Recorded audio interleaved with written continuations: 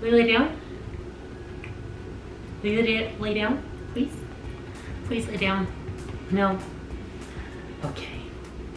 Hey there, welcome back to Let's Stay Home. I'm Cody. And I'm Kara. And this is Knox. So today's video is all about moving and planning your move. So if you are new here, this is part of our moving series, which we are doing as we prepare for our move down to Florida, which we're super excited about. And we want to make sure that we're sharing our best tips, tricks, and resources with all of you who are planning your move as well.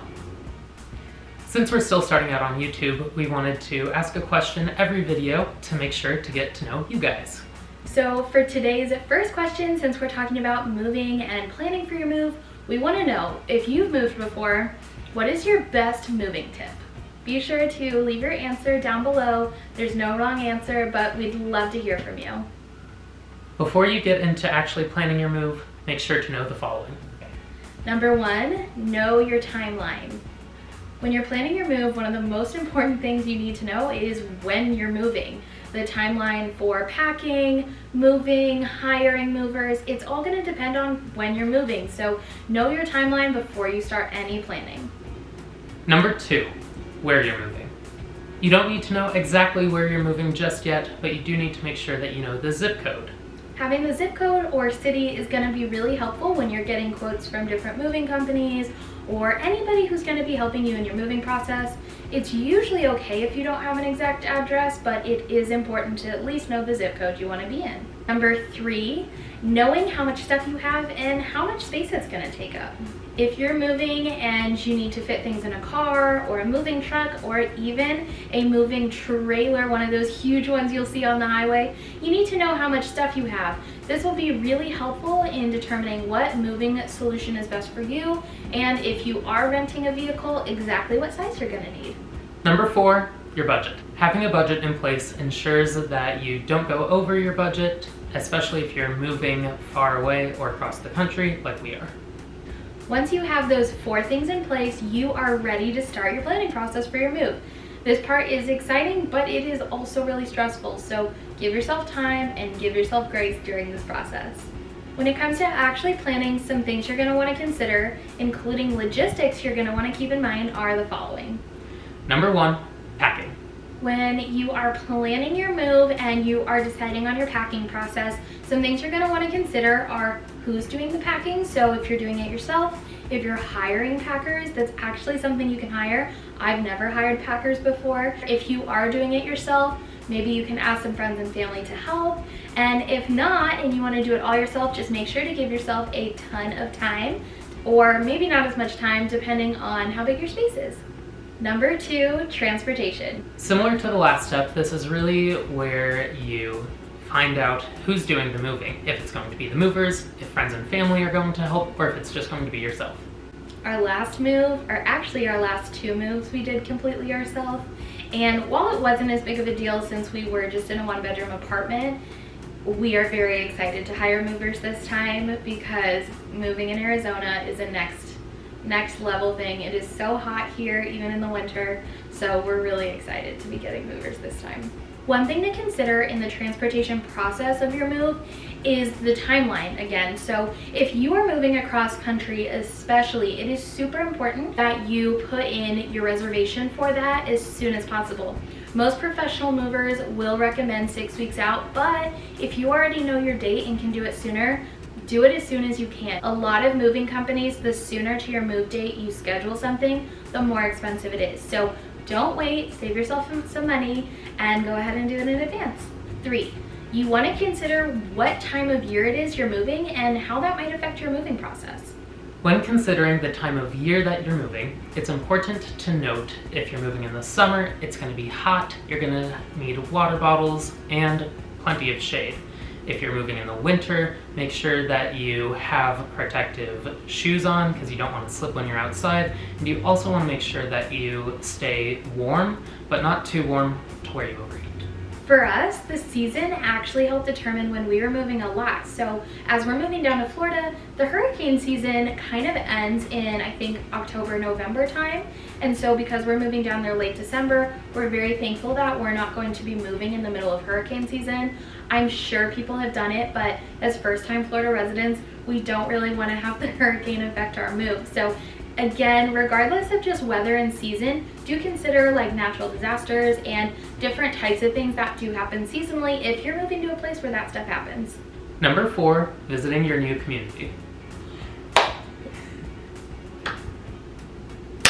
Oh my god, that was so loud. Well, you're supposed to make it loud. No, do you want my eardrums to just I'm gonna be editing and I'm gonna have my little AirPods in and I'm just gonna and I'm just gonna be like, I'm like buzzed, like dazed and confused. I'm not gonna know what's fucking going on. If you can visit your community in your planning process, this is really gonna help you out when it comes to your moving day and also just better understanding where you're gonna be moving.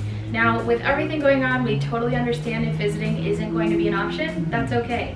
Try virtually visiting by checking out different YouTube videos and different means like that. Number 5, giving notice, or if you're selling your house, selling your house. If you're living in an apartment like we are required to give a 60-day notice for when we're ready to vacate.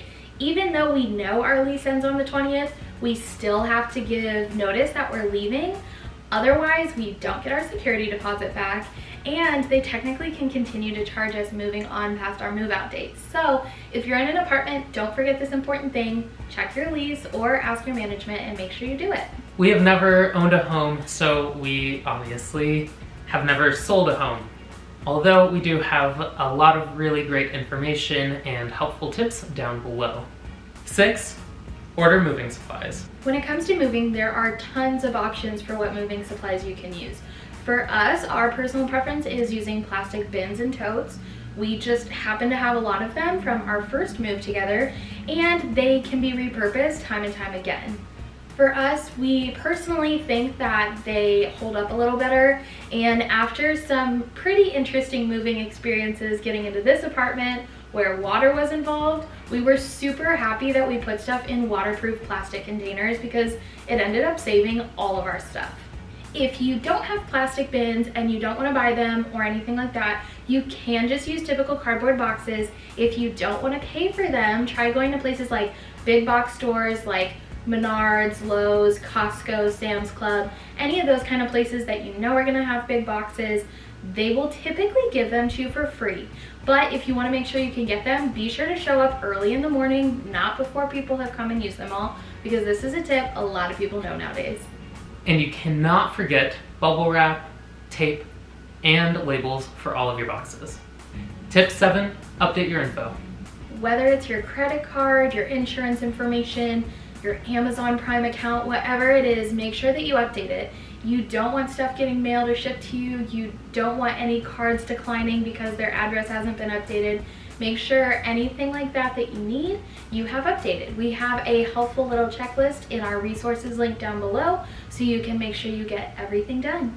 Number 8, be sure to figure out any temporary housing if you need it. Sometimes leases don't really work perfectly like we want them to, and there isn't really an overlap. During this time, you may want to find someone to live with, such as an Airbnb or a friend. Once you've got that all planned out, you're good to go. There will be a few things different based on your particular living situation you may need to add or might not need to do at all. But some other things that you maybe don't need to do just yet, but you should plan on doing, or maybe even just marking your calendar for, are the following. Before you move, make it a point to eat all of your refrigerated or frozen foods first. That way you don't have to move them. Figuring out your packing process. While you might not be packing just yet, it's really important to figure out what kind of organization system is going to work best for your move and your packing. Whether that's to putting different colored labels on which box and having that color coordinate to a room, or how you want to pack. Maybe summer just finished up, so you're going to get your seasonal items put away first. Make sure you have that in place and some different ideas of how it is you want to go about packing. Another important thing that you want to make sure you consider, of course, is your essentials bag or anything that you want to leave out towards the end of where you are currently. So some of those things might be plastic plates, they might be some different outfits you need for your moving day, anything like that that you need to keep out. We will be doing a way in-depth video on your essentials bag and packing your car for your move, especially if you're moving cross country, coming soon. Update memberships and services. This includes things like gym memberships or club memberships that might be local and aren't nationwide. This can also include your Wi-Fi, electricity, and other utilities that you want to make sure that you transfer over or end service. Servicing your car. If you're about to do a move, let alone a cross-country move, it's really important that your car is in the best shape and safest shape possible to get you to your new place. So for us, since we're moving across the country, this is something we're definitely going to be doing.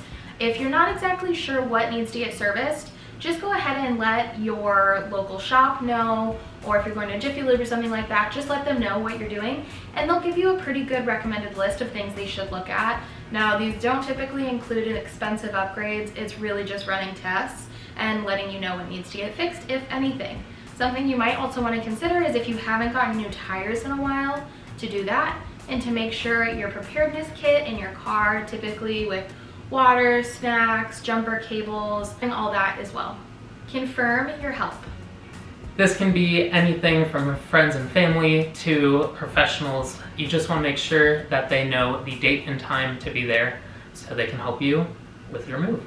Transfer your prescriptions and medical records. If you're moving anywhere but local, you're going to want to make sure to contact your doctor and get recommendations for any new physicians, or if you already know what physician you want, contact your current one and make sure your medical records get transferred over, so when you move, you are all set to go for any doctor's appointments you have coming up.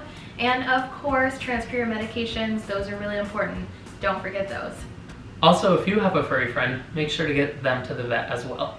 This is really important because if you have a pet, this is a great time to see on your moving day if there's anything specific they need. So for example, in our long multi-day drive we are taking to Florida, we will perhaps look into some different medication options for Knox, learn maybe more about tips and tricks for things about moving across country with him from our vet, anything specific to him.